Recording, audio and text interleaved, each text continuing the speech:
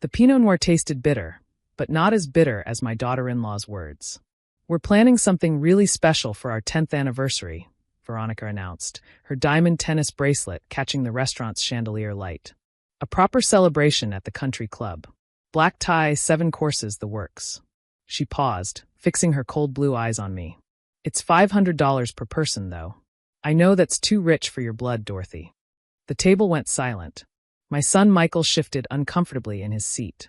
Their friends, all powder-faced society types who'd never worked a real day in their lives, smirked behind their wine glasses. I set down my fork carefully, making sure my hand-me-down cardigan didn't catch on the tablecloth. "You're absolutely right, dear. That is too rich for my blood. I'll just send a gift instead." Veronica's smile was sharp as winter ice.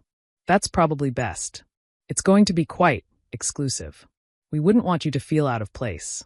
"Of course not," I agreed, dabbing my lips with the linen napkin. "I know my place." Michael finally found his voice. "Mom, come on. We can cover your ticket." "No need," Veronica cut him off, her manicured hand on his arm. "Your mother understands. Don't you, Dorothy? Some events just aren't meant for everyone." I smiled at my son, the boy I'd raised alone after his father died. The boy I'd put through medical school by cleaning offices at night and houses during the day. "Your wife's right, sweetheart. Some things aren't meant for everyone." What Veronica didn't know, what none of them knew, was that I owned the mansion they lived in. The country club where they planned their exclusive party. The very ground beneath their designer heels. But I'm getting ahead of myself. Let me tell you how a cleaning lady became a secret millionaire, and why I let my son's wife humiliate me for years before I finally showed my hand. My name is Dorothy Chun, and I've been invisible my entire life. It's a superpower, really. Rich people will say anything in front of the help. They'll discuss insider trading while you dust their shelves, plan affairs while you scrub their toilets, reveal financial secrets while you wash their windows. I started cleaning houses when Michael was 2, after my husband James died in a construction accident. The settlement was pitiful $50,000 for a life. I could have sued for more, but I had a toddler to feed and no time for lengthy court battles. So I cleaned. I was good at it. Thorough, discreet, reliable. Word spread among the wealthy neighborhoods. Soon I had more clients than hours in the day. That's when I started listening. Mrs. Pemberton mentioned a stock tip while I cleaned her bathroom. Her husband's company was about to announce a breakthrough drug. I took my last $500 and bought shares. They quadrupled in a month. Mr. Yankowski talked loudly on the phone about a startup he was funding while I vacuumed his office. I researched the company, invested my profits from the Pemberton tip. That startup became a billion-dollar tech giant. For 25 years, I cleaned and listened and invested. I lived frugally, raising Michael in a tiny apartment, shopping at thrift stores, clipping coupons. Every spare penny went into my portfolio. By the time Michael graduated from medical school, I was worth $8 million. By the time he married Veronica, that had grown to $15 million. Today, let's just say I could buy and sell Veronica's entire family 10 times over. But I never told Michael. I wanted him to make his own way, to value hard work, to marry for love, not money. I failed on that last part. Veronica came from what she called old money, which meant her great-grandfather had been rich. By the time she was born, that fortune had dwindled to a trust fund that barely covered her shopping habits. But she had the name, the connections, and most importantly, the attitude. She hated me from the start. The cleaning lady mother-in-law didn't fit her image. She'd introduce me as Michael's mother, with no name, or sometimes not at all. At their wedding, she seated me in the back row with the catering staff. "It's where you'll be most comfortable," she'd explained. "Among your people." I let it slide. All of it. Every snide comment about my clothes, every forgotten invitation, every suggestion that I should retire somewhere nice and quiet, maybe Florida. Why? Because I wanted to see who my son would become. Would he stand up to her? Would he defend the woman who'd sacrificed everything for him? Would he remember where he came from? The answer broke my heart daily. Michael became a stranger, wrapped in designer suits and country club memberships, parroting Veronica's casual cruelties. "Mom, maybe you should update your wardrobe," he'd say. "Veronica knows a great secondhand shop."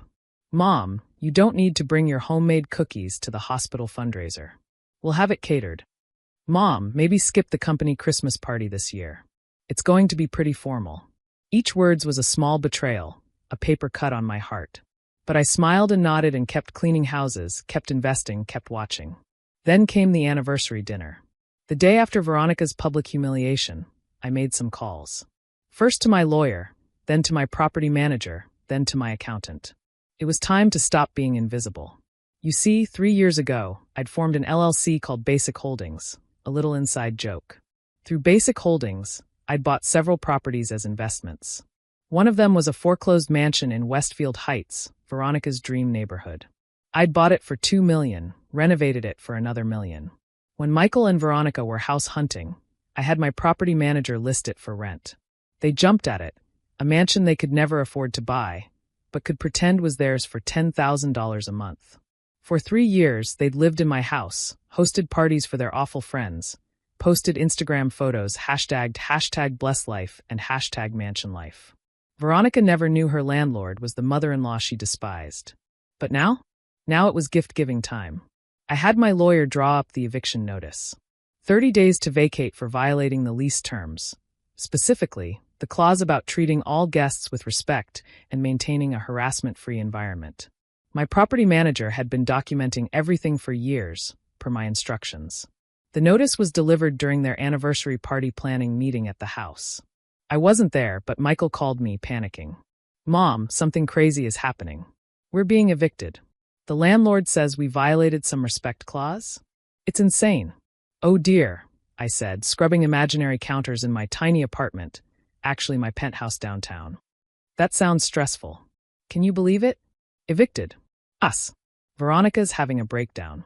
"Well, you should probably speak to the landlord. Maybe it's a misunderstanding. We can't reach them. Everything goes through the property management company. They say the owner is very private." How mysterious. The next day, I had phase 2 delivered. Notices to all their creditors that the gravy train was over.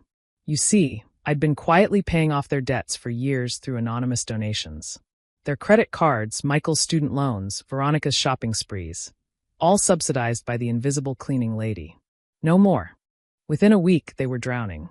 Creditors calling, eviction looming, reality crashing down like a chandelier in an earthquake.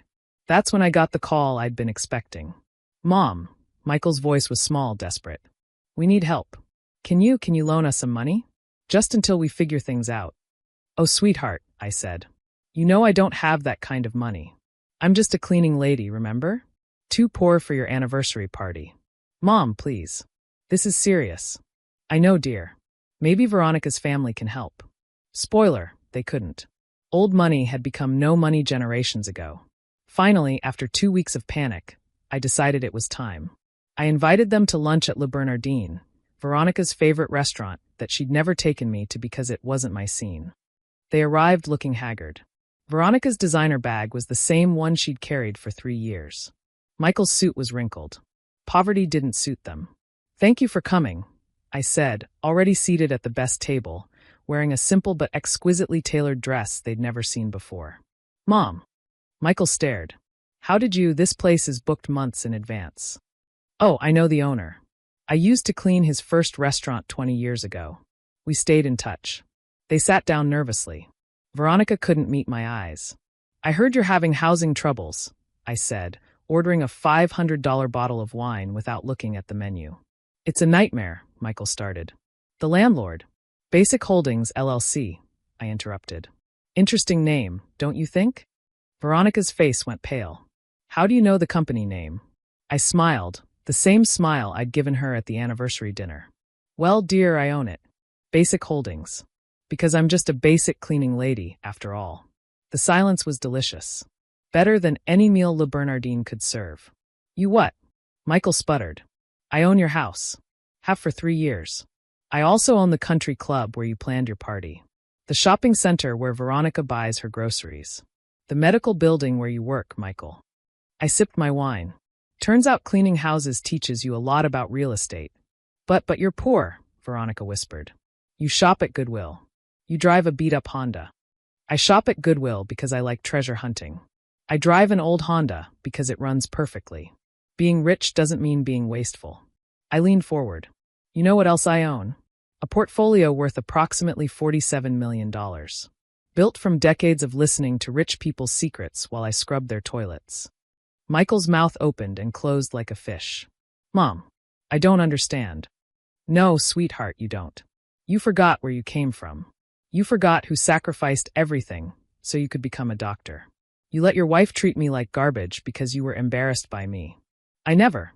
Maybe skip the company Christmas party, Mom. Veronica knows a great secondhand shop, Mom. It's where you'll be most comfortable, among your people, Mom. I quoted his words back perfectly. I remember everything, Michael. Tears ran down his face. Veronica sat frozen, her world reshaping itself. Here's what's going to happen, I continued. You have 2 weeks left in my house. You can use that time to find somewhere you can actually afford. I'll forgive the back rent you owe. Consider it an anniversary gift. The one I promised. Mom, please. I'm not finished. Michael, your medical practice is successful. You can afford a nice life without my help, just not the fantasy Veronica sold you. It's time to live within your means. I turned to Veronica. As for you, I should destroy you. I have enough dirt on your family's financial frauds to ruin what's left of your reputation. But I won't. You're my son's wife, the mother of my future grandchildren. But understand this, you will never, ever speak to me with disrespect again. Are we clear? She nodded, unable to speak. Good. Now let's order. The lobster here is excellent. Don't worry about the price, this meal is on me. After all, I know it's too rich for your blood. The lunch was quiet after that. Michael tried to apologize, to explain, to justify. I let him talk, but my heart was guarded now. Some wounds cut too deep for easy healing. As we left, Veronica finally spoke. Dorothy, Mrs. Chun, I'm sorry. I was horrible to you. Yes, I agreed. You were. Why didn't you tell us? About the money. Would it have mattered? Would you have treated me with respect if you'd known? Or would you have just been nice to my bank account? She had no answer. They moved out 2 weeks later into a modest apartment. Michael called regularly, trying to rebuild our relationship. Veronica sent flowers every week with handwritten apology notes. I accepted them coolly, keeping my distance. 6 months later, Veronica got a job, her first real job, as an event planner. She was good at it. Without my money propping them up, they learned to budget, to save, to appreciate what they earned. A year later, on my birthday, they invited me to dinner at their apartment. Veronica cooked badly, but with effort. Michael gave me a photo album filled with pictures from my cleaning days, him as a child, us together before money and marriage complicated everything. I found these in storage, he said. I forgot who we were. Who you are. I'm so sorry, Mom. I cried then. Not pretty tears, but ugly, healing sobs. We hugged, all three of us, in their tiny kitchen that reminded me of where we'd started. I didn't give them money. I didn't need to. They were finding their way, becoming better people. The struggle was good for them. But I did buy the building their apartment was in. Just in case. Old habits die hard, and a mother always protects her son, even when he forgets to protect her. The country club still hosts exclusive parties. Veronica's friends still gossip about the scandal, how Dorothy the cleaning lady was secretly Dorothy the millionaire. Some try to befriend me now. I smile and decline their invitations. I still clean houses. Not for money, but for select clients who've become friends over the years. It keeps me grounded, reminds me where I came from. Plus, you'd be amazed what secrets still float around when people think you're just the help. Veronica asked me once why I kept working when I could buy anything I wanted. Because, I told her, money isn't about what you can buy. It's about the choices you can make. I choose to work. I choose to live simply. I choose to help people who appreciate it. And I choose to teach my family that respect costs nothing, but means everything. She nodded, understanding in a way she never could have before. The anniversary party? They never had it. Instead, on their 11th anniversary, they renewed their vows in my backyard. The backyard of my real house, the one they'd never known about. Simple, family only, Veronica in a dress from Target and radiating genuine happiness. During the ceremony, she added new vows. I promise to see people, not bank accounts. To value character over credit scores. To love not just you, but the family that made you. She looked at me when she said it. I nodded, finally ready to forgive. Money can buy mansions, but not class. It can buy designer clothes, but not dignity. It can buy party invitations, but not loyalty. Veronica learned that the hard way. But she learned. And in the end, that $500 per plate party she'd planned? It was too rich for everyone's blood. Because the best things in life, respect, love, family, don't have a price tag. Though if they did, I could afford them. The cleaning lady always could.